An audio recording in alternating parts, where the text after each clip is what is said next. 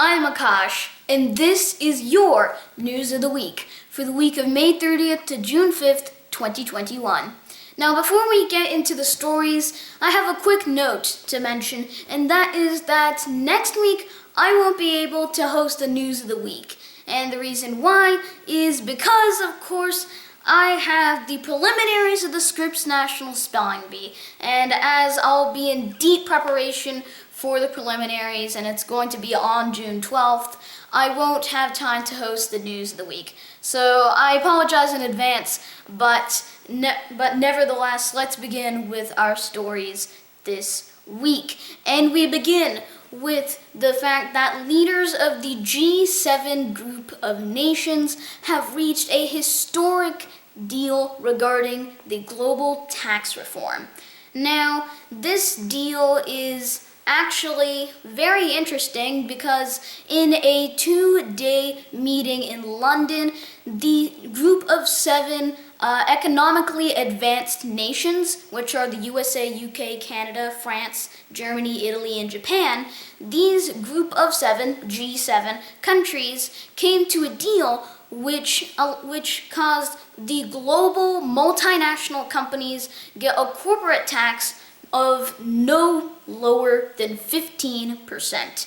This applies to most of the large multinational corporations, and so the United States specifically is a little less phased about this deal than the other countries because most of these multinational corporations are headquartered and based in America, like Google, Apple, and Amazon. So that's probably why America is slightly unhappy about this, but this is nevertheless a historic deal being set, and it was made by all the 7 members of the G7 group of economically advanced nations. And by the way, this tax deal was made to help deal with the COVID-19 situation in each of these countries. And speaking of the COVID-19, let's talk about India's ongoing second wave. Now, we've done ongoing coverage of India's COVID situation for over a month now.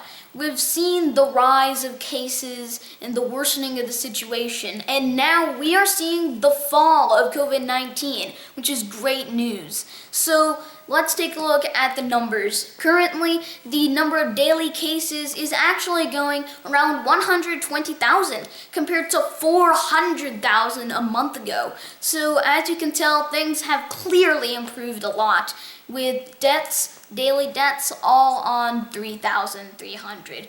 It's kind of stayed that way, but hopefully we'll see this start to fall down too. So this means that India has done some great work. They've made wonderful progress, and it's great that it's starting to become a lot more streamlined as the government has gotten all of the medical infrastructure, like the oxygen tanks and the medications. Everything is mostly all set up, so this is great news. However, my heart goes out to the people of India, as most of our friends and families are now being affected with this COVID-19. And perhaps even worse, it seems that the government is actually preparing to deal with the potential 3rd wave of COVID-19, as some experts are predicting will happen. So I really hope that doesn't, because right now India is almost scoring scoring high right now, and I hope that the virus will finally be eradicated in India and there won't be a 3rd wave. And next, we'll go to some more stories here, which actually I find to be pretty interesting, these next few stories. And this one in particular will be of interest to all of you space enthusiasts out there, because a robotic arm has been hit and damaged by a piece of space junk. and this robotic arm is on the ISS, International Space Station. So this is the Canadian Space Agency's Canadarm2, which is the sequel to, well, the Canadarm. And it was hit by a piece of orbital debris and this was first spotted on May 12th, actually, during routine inspection. And this was hit by a tiny piece of debris which pretty much punctured a hole straight through the Canadarm2. And, well, I mean, that sounds pretty bad, but the good thing is that the damage is minimal, which means that this robotic arm is still functioning, so hooray! Now, regardless, though, even though the ISS still does actively monitor its surroundings for any pieces of space junk that might come along its way, even as the ISS monitors these, sometimes things like this might happen. And perhaps even worse, this could have been a lot more bad. Because, well, even the smallest piece of space debris, if it hits in the specific location, will perhaps damage a lot of the ISS. So it's a good thing it only hit a robotic arm and it's all minimal damage. So things as of now are rather fine. Now, another bit of very interesting news for space enthusiasts is that you should make sure to look out, with your goggles on of course, for the annular solar eclipse, which will indeed be taking place on June 10th. This is a rare ring of fire solar eclipse, as it's been dubbed by the media. And how this works is that it's a rather rare situation, because your normal eclipse, you've got the Earth, Moon, and Sun all in perfect alignment. And when this happens, then the Moon will look like it is covering the Sun, and that's an eclipse. However, in some cases, since the Moon is in its orbit, and it's not always a perfect circle of equal width always around the Earth, it's an oval going around. You have your apogee and your perigee. Now, these are all rather scientific terms, it sounds like. But in short, the Moon, if the Moon is further away from the Earth, you can tell it's going to look smaller to us here on Earth. So guess what that means? If the Moon is further away than normal for an eclipse, when it goes into alignment, it will look as if the Moon is covering everything but just a small ring of fire, which is the part of the Sun, which is visible to us. And this forms a ring of fire, otherwise known as an annular solar eclipse. And note that this is not an annual, this is an annular solar eclipse. So this comes from the Latin word annulus, which I believe means ring. So this means that, well, you'd see a ring there. It is a ring of fire. It's a very, very rare type of solar eclipse, and I'm really glad that we all get to see this happening. So space enthusiasts, make sure to put your goggles on and check it out on June 10th. It'll be great, and it'll look spectacular. The next story I want to talk about is another one which I'm super excited for, and that is that Microsoft has announced that they'll be unveiling the next version of Windows after 6 long years on June 24, 2021 at 11 a.m. Eastern Time. Now this is great news because we haven't seen a new version of Windows since Windows 10 in 2015. They've made several improvements since then in the form of updates like the Creators Update and the Fall Update and so on.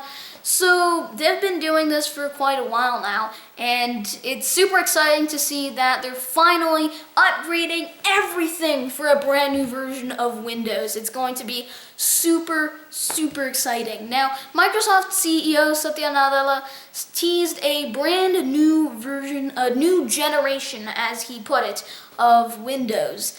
And another Microsoft executive, Yusuf Mehdi, said that he hadn't been this excited for a new version of Windows since Windows 95, in, well, 1995.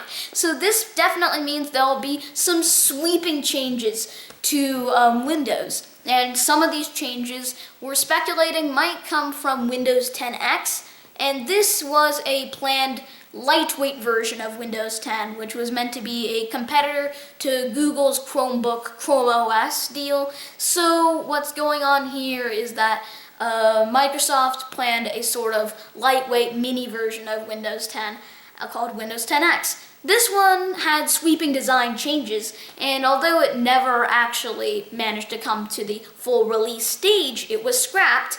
The thing is, we might be seeing several of these design changes in the new version of Windows. But to be fair, we'll just all have to see what happens on the big reveal on June 24th. I really cannot wait for this, and I hope that you can't wait too. And next, our final story of the week is actually the fact that supersonic jet planes might be coming back commercially to the air soon, because United Airlines is making big bets on the future of air transportation. They've purchased 15 supersonic jets from a startup company called Boom Supersonic. Now, this company, Boom Supersonic, they're starting up and they're really hard at work trying to figure out how to make a rather affordable for relatively for a supersonic jet. Now, the thing is, there have only been 2 supersonic jets flying commercially in the history of airplanes and air transportation. The first one was a USSR Soviet plane owned by the company Tupolev, and the other one was the Concorde, which was built by the predecessors of Airbus. And the Concorde flew from the late 1980s, I believe, all the way until 2003. And they eventually had to retire it because the manufacturers were making a loss on it. It was too costly to make one of these, to manufacture them. But the thing is, I and everyone, and especially United, has the hope that Boom Supersonic is going to change that and make a relatively affordable version of a supersonic jet. And so I really hope that the supersonic jet will reinvigorate the scene, and United will be the first airline to bring these jets back into the air. And that is all of your news of the week for the week of May 30th to June 5th, 2021. Thanks so much for watching, and I'll see you in 2 weeks with some more news of the week. Thanks so much, and goodbye. See you soon.